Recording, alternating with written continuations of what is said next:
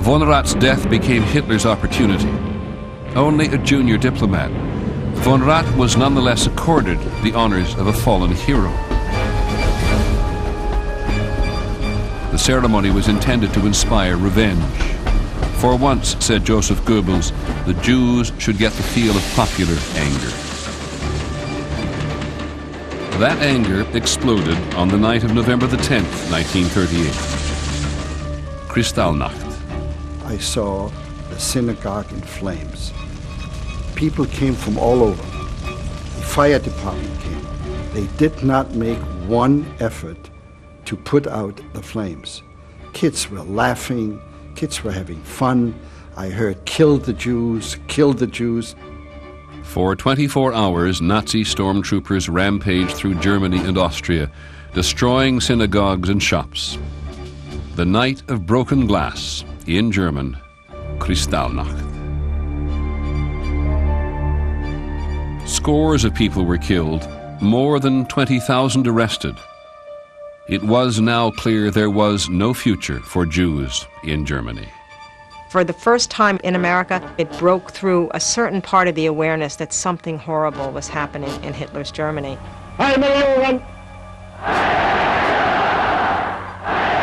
Roosevelt himself said he just was incomprehensible to imagine that such a thing could happen in the 20th century. And still people felt, we've seen what happened when we get involved in Europe's wars. This is Europe's problem.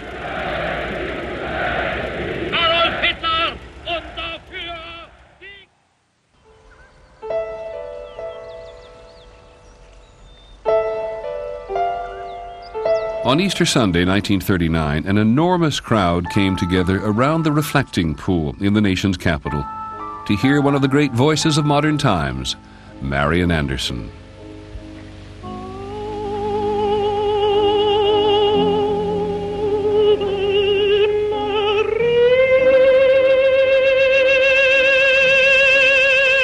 Because she was a Negro, Anderson had been barred from performing at Constitution Hall by the Daughters of the American Revolution.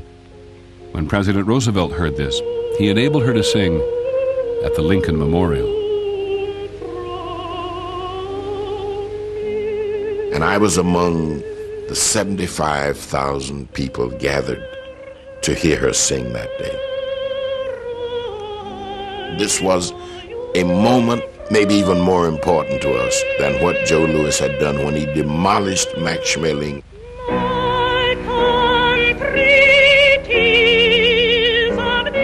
And we stood there and we listened, and tears ran down our faces.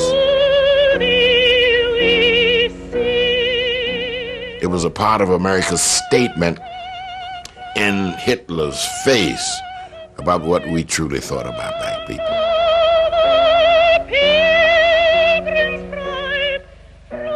Marian affirmed for all of us what the true meaning of America was.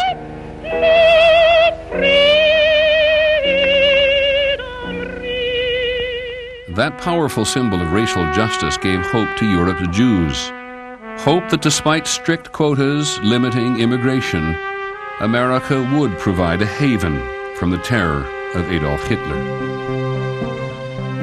My mother desperately tried to get out of Austria, and because of the quota system, there were obvious difficulties and could not gain entrance to the United States. And one possibility was to get entrance to Cuba. Fred Reif's family joined more than 900 Jewish refugees on board the steamship St. Louis, bound for Cuba.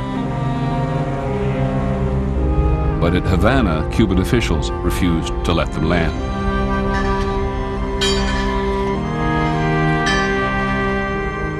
Some suicides started to happen. I remember one person slit his wrists and jumped overboard in the harbor.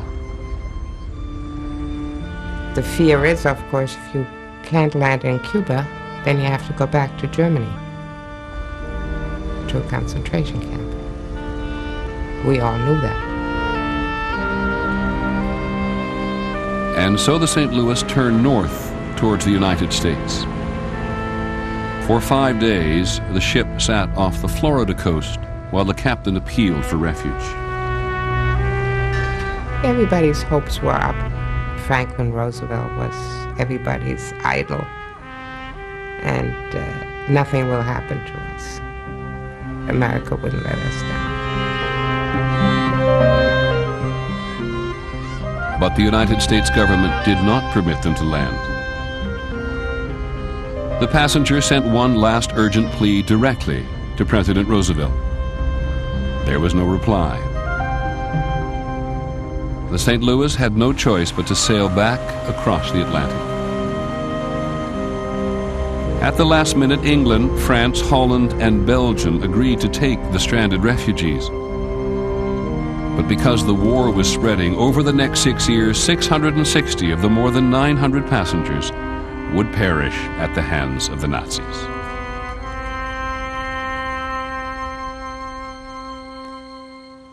President Roosevelt was sympathetic to the plight of the refugees, but with the United States Congress in an isolationist frame of mind, he felt he could not spend political capital saving a small number of Jews when all of Europe needed help against Hitler. Roosevelt believed that the only way to stop Nazi aggression and keep America insulated from Europe's troubles was to arm Britain and France. It was not a popular idea in a country that was officially neutral. In March 1939, 6 months after the Munich Agreement, which Neville Chamberlain thought Hitler would honor, Hitler broke his promise not to make any territorial claims and took all of Czechoslovakia. And still, most Americans wanted to leave the Europeans to deal with their own crisis. America was interested in a very different future.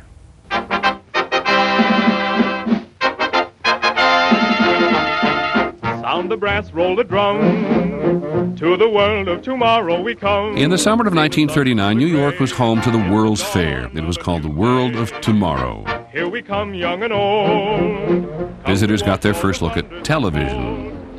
How it worked, we did not know. I didn't ask. I was just in awe of the whole thing. General Motors confidently offered visitors a future without traffic jams.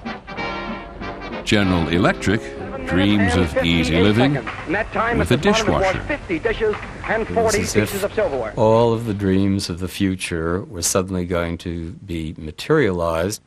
Machines were going to make us better people. And here he comes, ladies and gentlemen, walking up to greet you under his own power. It was like science fiction for me, 12 years old, waiting to see the world of tomorrow. Come hail the dawn of a new day. The flags of 60 nations flew over the fair. Only one major power was absent. Germany had been invited, but Hitler had declined. He had his own plan for the world of tomorrow. On the last day of August, visitors were enjoying another festive evening at the fair. As we were approaching the Polish Pavilion, the lights went out. And we didn't know whether it was an electrical problem or what, because the rest of the fair was still lit. All of a sudden, a loudspeaker went on, and they had announced that Germany had just marched into Poland. Suddenly, the world of tomorrow had lost its bright promise. And here is the United Press flash from Warsaw, which says officially that German planes have bombed railway stations in 3 Polish towns.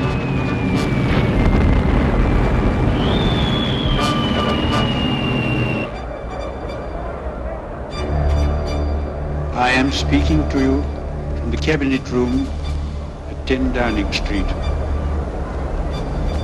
This country is at war with Germany.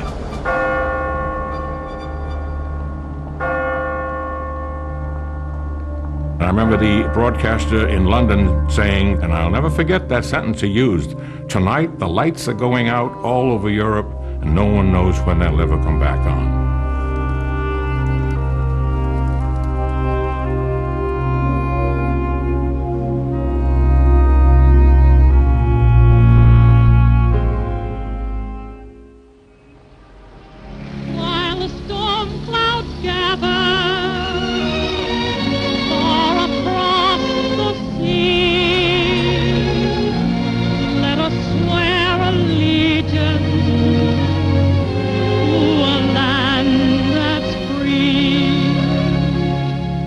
The war in Europe made Americans realize just how blessed they were. In a display of patriotism, flag sails soared. And a song by famous Jewish immigrant Irving Berlin went to the top of the hit parade. God bless America, land that I love. Most Americans still wanted Europe to fight its own battle, but President Roosevelt and a growing number of people knew that they had to prepare for the worst as events in Europe raged out of control.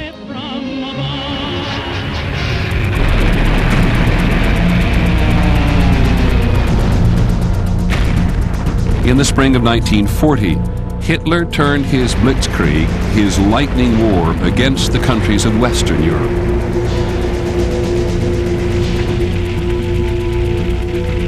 I think at that time probably he was at the top point of his power. 6 weeks to beat Poland in 18 days, to occupy Norway and Denmark, to beat Holland in 5 days and Belgium in 17 days. I think those who doubted him, they then thought, oh, that man is just superb, he wins everything. And then France fell in just 6 weeks. On June the 14th, German troops entered Paris.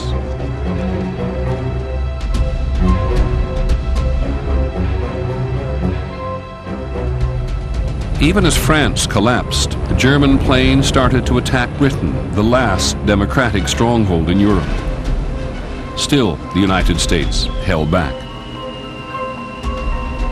President Roosevelt was able to help America's battered English ally with a program to lend and lease them arms. We shall send you in ever-increasing numbers ships, planes, tanks, guns. That is our purpose and our pledge. But as a beleaguered Britain became freedom's last holdout in Europe, full American involvement became increasingly inevitable.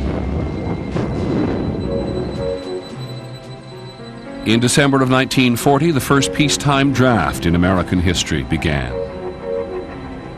America's armed forces were in woeful shape. The U.S. Army had under 200,000 men, fewer than Holland or Portugal. I remember even running around with sticks for rifles, and we used old tomato cans from the mess hall. They got Campbell's soup cans, and they'd put gravel in them, and they'd rattle, and then we'd throw them as far as we could throw them, and that's learning how to throw a grenade. I was in ROTC. I was studying to be an officer in the American Army. And I would look at that German war machine, and it put cold chills up and down my back. And I used to say to myself, you mean to tell me we've got to go up against those guys? It wasn't a very pretty picture.